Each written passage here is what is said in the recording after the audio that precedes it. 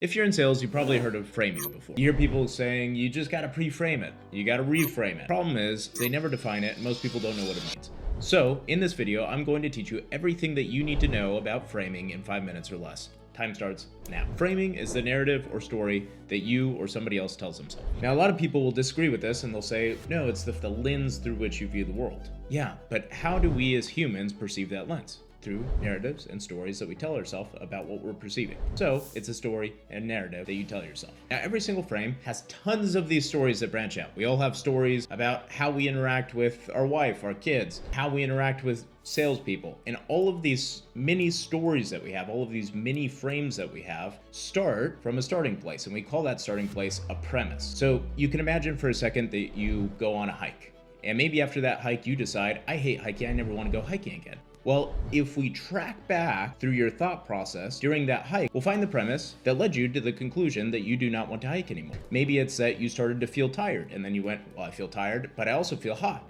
but I also feel sweaty. I don't like this. I wish I could stop, but I still got a long ways to go until I'm back. And then when you finally get back, you come to the conclusion that you hate hiking.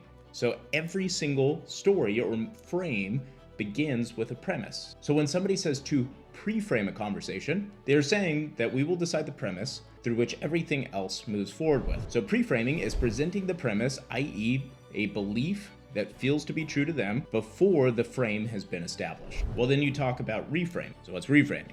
Reframing is when you have a frame and they have a frame, and those two frames are butting heads. They're opposing frames.